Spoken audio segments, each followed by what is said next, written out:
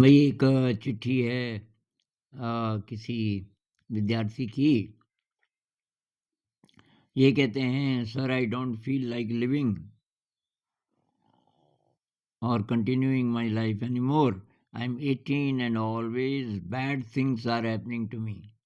I always find myself alone in my own room, preparing for college entrance exam, not even sure that I can clear it. All I have is two cats and one dog. I don't have any human to talk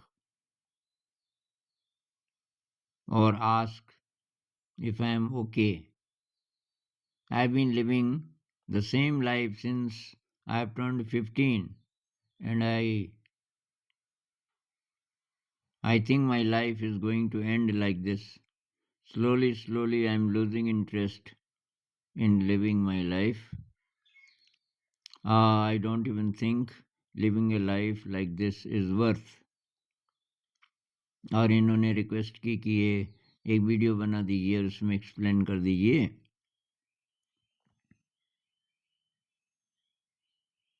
तो मतलब ये 3 साल से अकेले रह रहे हैं और इनके पास 2 बिल्लियाँ और 1 कुत्ता है और कोई दोस्त नहीं है, कोई इंसान नहीं है। भई आपके पास कम से कम 2 ये कुत्ता और 2 बिल्लियाँ हैं, मेरे पास तो कुछ भी नहीं था। मैं भी गुज़रा इस स्थिति से 3 साल शायद से ज़रा ज़्यादा, एकदम लगभग ऐसा। आत्महत्या का ख़्याल मुझे कभी नहीं आया क्योंकि मैं जानता था कि ये एंड नहीं है ज़िंदगी का। और क्योंकि आपने इस जन्म में सीखा नहीं कि कैसे जीना है, तो इसका भी हिसाब-किताब जुड़ जाएगा कि अगर आप ज़िंदगी का अंत करते हो, आत्महत्या करते हो, तो वो भी ऐड हो जाएगा। अब एक और दुष्कर्म, तो अगली ज़िंदगी और मुश्किल होगी, पर तब कैसे जिएँ? और एक मज़े की बात ये है कि जो लोग आध्यात्म में जाते हैं जो लोग ध्यान के रास्ते पे जाना चाहते हैं, वो अकेले होना चाहते हैं। मेरे लिए ऐसे भी कमेंट्स आते हैं कि कोई ऐसी जगह मेरी तलाश है कि कोई अकेली जगह हो जहाँ मैं साधना कर सकूँ, पढ़ाई भी करूँगा, बिल्कुल अकेला। एक भाई ने मुझे लिखा था कि मैं 1 साल के लिए बिल्कुल अकेला रहना चाहता हूँ। पढ़ाई भी करूँगा, लेकिन ज़्यादातर ध्यान करूँगा और ऐसी जगह अगर आपके दिमाग में है तो बताइए। तो भई ये इंटरप्रिटेशन की बात है। कुछ दिन पहले भी मैंने इन्हीं का जवाब दिया था, लगभग ऐसी चिट्ठी थी।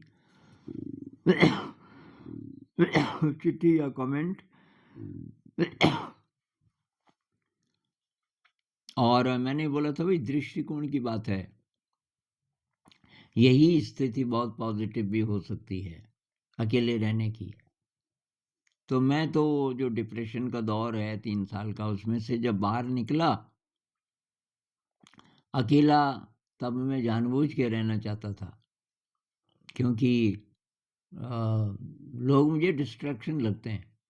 अब या तो कोई बहुत गहरी बातों पर डिस्कस करे तो ठीक है, बातचीत कर लेंगे, तब तो ठीक है। लेकिन वैसे मुझे नहीं चाहिए कोई। इसलिए नहीं कि भई मैं लोनली हूँ, अकेला हूँ। मैंने अपनी ज़िंदगी में अपनी प्रॉब्लम्स किसी के साथ शेयर नहीं की, कभी नहीं। मुझे लगता था कि वो मेरी प्रॉब्लम है तो मैं इसको भी क्यों बताऊँ? किसी को नहीं बताना। और लिखता था, डायरी में लिख लेता था। डायरियाँ बहुत, बहुत डायरियाँ लिखी मैंने। और कि भई ऐसा-ऐसा है और उसके साथ कुछ और विचार जो आते थे कि अ, मतलब कैसा होना चाहिए या मैं क्या चाहता हूँ, ऐसे-ऐसे लिख लेता था। ये बात है जब तक मुझे ध्यान का पता नहीं चला था और ना मुझे ये पता चला था कि मैं करना क्या चाहता हूँ। तो ये इस दौर से जब मैं बाहर निकला ये डिप्रेशन वगैरह का, तो ध्यान का तो अभी भी पता नहीं चला बहुत सालों तक, लेकिन क्रिएटिविटी आ गई बहुत अंदर और जानने की जिज्ञासा। तो मैं साहित्य अब हिंदी साहित्य तो पढ़ नहीं सकता था मैं एमए में, क्योंकि बीए में हिंदी नहीं थी, पर इंग्लिश लिटरेचर मिला। तो मैंने कहा चलो अंग्रेजी भी सीख जाऊँगा इसी बहाने। इंग्लिश लिटरेचर, हालाँकि उसमें अच्छी चीज़ें बहुत कम मिली लेकिन उसके साथ और किताबें इधर-उधर की मैं पढ़ता रहता था। उसी बीच फिर ये लोग मिले, ये ओशो की किताबें, जे कृष्णमूर्ति जी की किताबें।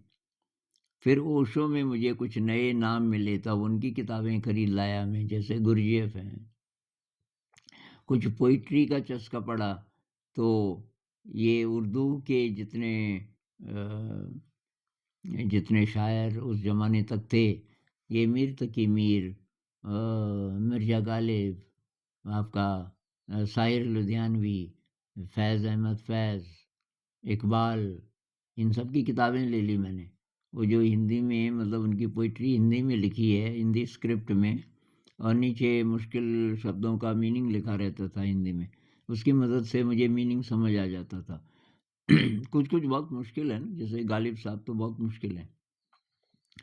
कोई मेरे दिल से पूछे, तेरे तीर नीम कश को, ये ख़ालिश कहाँ से होती, जो जिगर के पार होता। बहुत मुश्किल है, पर उसकी मदद से। कोई मेरे दिल से पूछे, तेरे तीर नीम कश को, तुमने आधे जोर से जो तीर मारा, मेरे जिगर पे और वो चुभ के रह गया। तो पूरे ज़ोर से मारती तो तब तो मैं मर ही जाता, क्योंकि जिगर के पार हो जाता, लेकिन वो चुभा रह गया। और वो जो दर्द है, वो कैसा है, कोई मेरे दिल से पूछे। अब ये तो तब ये बाहर आया मेरा असली शौक, पैशन, मैं क्या-क्या करना चाहता हूँ, और कई चीज़ों में मेरा इंटरेस्ट था। तो फिर कुछ और बाद में लिखने का आया कि भई मैं लिखना भी चाहता हूँ, मैं आर्ट करना चाहता हूँ उस किताबों के लिए। जो-जो मैंने किताबें लिखी वो उसमें आर्ट बहुत ज़्यादा है। तो बल्कि पहले मैं आर्ट ही बनाता था, और तब लिखता था उससे मैच करती हुई चीज़ें। तो ये सारा शौक, फिर म्यूज़िक आया, कि मैं म्यूज़िक की रचना करना चाहता हूँ। तो मैंने देखा कि जब उसका डायरेक्ट कोई पर्पज़ हो, कि कोई और भी उसमें है, ये कला का जो है शेयरिंग का, कला तो इसीलिए होती है ना कि आप शेयर भी करो। तो संगीत आया जब ये स्कूल शुरू हुआ, करीब 20-21 साल पहले, तो बच्चों को मैं ये सिखाऊँगा, नया गीत। और इस तरीके से 80 से ज़्यादा गीत बन गए। आजकल तो नहीं मैं बना रहा। तो यार पता नहीं आपके अंदर क्या-क्या है, कितनी खूबसूरती छुपी हुई है। अब आप सोच रहे हैं कि ये सब बेकार है, और मेरे साथ बुरी-बुरी बातें हो रही हैं।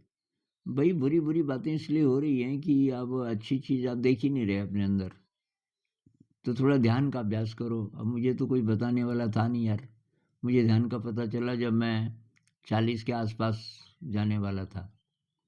खुद ही कुछ एक्सपीरियंसेस हुए, लेकिन वो आध्यात्मिक एक्सपीरियंसेस हैं ये भी नहीं पता था। और ल्यूसिड ड्रीम होता था। लेकिन ल्यूसिड ड्रीम भी क्या चीज़ है और उसका क्या पोटेंशियल है, वो ब्रेन को रिवायर कर देता है, उससे क्रिएटिविटी बढ़ती है, ये सब कुछ पता नहीं था। और मैं बताता भी नहीं था, क्योंकि अब सपने की बात है, तो क्या बताना है, वैसे भी मेरा कम ही था किसी को बताने वाला, कोई ख़ास ही कोई दोस्त बन जाए तभी। तो भाई साहब थोड़ा ध्यान कीजिए। आप अगर पढ़ाई जारी रखना चाह रहे हो, तो रख लो, बिल्कुल इंटरेस्ट नहीं है तो छोड़ दो यार, पढ़ाई बहुत और तरीके हैं। क्या प्रॉब्लम है? कोई फाइनेंशियल प्रॉब्लम है घर में? कि भई आप पे कोई डिपेंडेंट है? ऐसा भी नहीं है, तो क्यों कमाने हैं पैसे? बाद में देख लेना कुछ, अभी आप ध्यान करो, और घर में कह दो भई मैं नहीं पढ़ रहा हूँ, मेरा मन नहीं है। और वो ज़्यादा ही अगर करें तो आप बोलो मैं फिर यात्रा पे निकल रहा हूँ, मैं थोड़ा घूम लेता हूँ देश में। और ज़िंदगी यार बहुत विशाल है, कोई छोटी-सी चीज़ नहीं है ज़िंदगी। आप बोल रहे हो कि क्यों जीना है, या आत्महत्या करने का मन करता है वगैरह, ये आपने बहुत ज़्यादा श्रिंक कर दिया अपनी एनर्जीज़ को। मतलब आकाश जैसी आपकी ज़िंदगी है, आपने छोटे से कमरे में समेट दिया उसको और इसलिए प्रॉब्लम हो रही है। स्पेस चाहिए आपको। तो ये पिंजरों से बाहर निकलो। जो मेंटल केजेस है ना, जो हम अपने आप को महसूस करते हैं, मैं बंद गया, मैं बेचारा, मैं अकेला, मेरे साथ कोई नहीं है। अरे आपको क्या ज़रूरत है?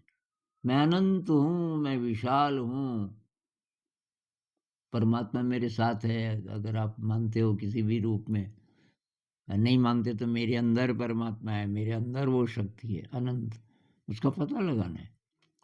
पहला स्टेप थोड़ा ध्यान करो।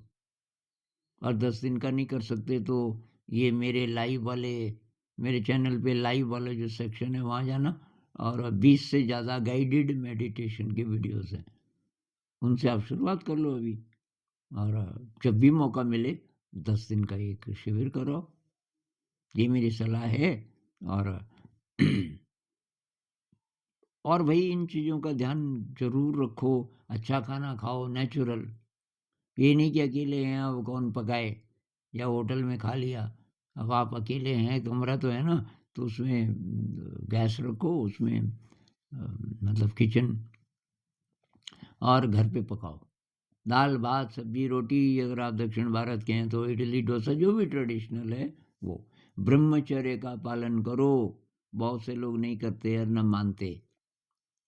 अब आप अपनी प्रॉब्लम्स तो लिख रहे हो, अगर ये भी है और आपने मान लिया कि ये तो कोई बात नहीं, डॉक्टर्स भी बोलते हैं कि कोई बात नहीं। बहुत बड़ा कारण, बहुत बार 90 से ज़्यादा परसेंट केवल वो कारण होता है, निराशा का। जागे हुए में इस एनर्जी के साथ छेड़छाड़ नहीं करनी। अब सोए में तो हमारा कंट्रोल नहीं होता। छेड़छाड़ नहीं करनी, न इसको उकसाना है कि भाई फ़ोन पे आप ऊट-पटांग चीज़ें देखते रहो, नंगी लड़कियों को देखते रहो। तो वो करोगे तो भई तब बहुत मुश्किल है बाहर निकलना इस गड्ढे में से। तो अच्छा खाना खाओ, ब्रह्मचर्य का पालन करो, और थोड़ा म्यूज़िक शुरू करो अपनी ज़िंदगी में। अब कोई इंस्ट्रूमेंट है, बजा सकते हो तो बहुत बढ़िया, नहीं तो लगा दो, म्यूज़िक लगा दो। अब आपके अपने फ़ोन पे इंस्ट्रूमेंटल क्लासिकल म्यूज़िक। तो साउथ का भी ट्राई करो, नॉर्थ का ट्राई करो, जो भी आपको अच्छा लगे। नॉर्थ को हिंदुस्तानी बोलते हैं, उसको कर्नाटक बोलते हैं, कर्नाटक शैली। तो वो आप ट्राई करो और उसके साथ डांस करो। विगरस एक्सरसाइज़ बहुत ज़रूरी, विगरस एक्सरसाइज़। और आपके साथ तो ये भी है, एक कुत्ता है, 2 बिल्लियाँ हैं, ये बहुत इनोसेंट होते हैं जानवर, तो ये इंटरैक्शन के लिए ये बहुत है। इनको इनकी देखभाल करो, इनको प्यार करो, और ध्यान करो। नमस्कार।